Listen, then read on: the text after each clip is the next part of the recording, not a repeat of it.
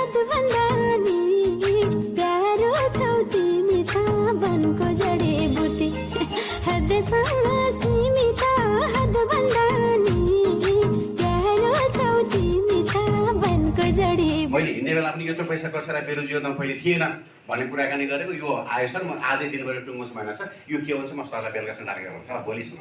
अब हाम्रो अतिक्रमण नियन्त्रणमा पटक पटक सानातिना गरेका छौँ एरिया, तर हामीले सङ्ख्या 11,970 बिरुवा यसलाई बिर्सक्नुभएको बिरुवा बिटरमा हामीले कन्ट्रोल गरेका छौँ। अब यसमा धेरै मैले गइनँ। नवीकरण गर्ने सामुदायिक वन तथा हाम्रो 12 मात्रै हो यो नवीकरण गर्नुपर्ने। लाग्ने र आर्थिक वर्षको अन्त्यमा मात्रै सम्पन्न हुने भएको हुनाले एभरेजमा तपाईँको पुँजीगत खर्च हेर्दाखेरि 30कै हाराहारी देखेँ मैले होइन। समग्र प्रगतिको कुरा गर्दा 38-40सम्म भए पनि पुँजीगत चालु गर्दा त्यो भए पनि 30को हाराहारीमा पुँजीगत प्रगति देखिन्छ, तर यसलाई बढाउनु पर्ने छ। र अब सबैजसोको उस्तै देख्छु म।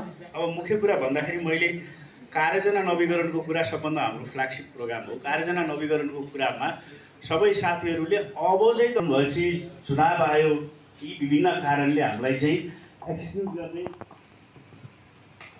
माथि दिने किसिमको वातावरण बनेको थियो। अब प्रशासनिक नेतृत्व पनि छ, राजनीतिक नेतृत्व पनि पाएका छौँ। यसलाई हामीले एकदम अधिकतम उपयोग गर्नुपर्छ भन्दै अब हामी सबै आतिसकेका छौँ।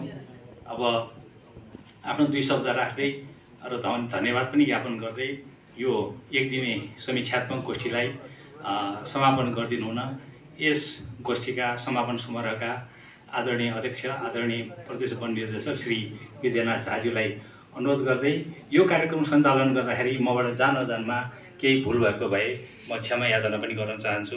यहाँहरूले यत्रो मन्त्रीज्यू, श्रीमान सचिवज्यू, कार्यालय प्रमुखज्यूहरू, यस गोष्ठीमा धेरै कुराहरू उठे, मैले रिपोर्ट गरेको छु। त्यसलाई लागू गर्ने चाहिँ निर्देशनालयबाट जे गर्नुपर्ने हो त्यो गर्छौँ। तपाईहरुबाट त्रैमासिक प्रगतिको अपेक्षा गरेका छौँ। प्रगति योजना आयोगले दिएको फर्मेटमा चाहिँ पठाउनु होला। अहिलेको प्रेजेन्टेसन नै प्रगति होइन। प्रगति पहिले जसरी पठाउने गर्नुहुन्थ्यो चौमासिक, पहिलो चौमासिक, दोस्रो चौमासिक, त्यसै त्रैमासिकको पठाइदिनु होला। त्यसलाई कम्पाइल गरेर म मन्त्रालय समक्ष राख्न चाहन्छु। दोस्रो चाहिँ यो जीव वन व्यवस्थापनमा अलिकति जोड दिनु पर्यो।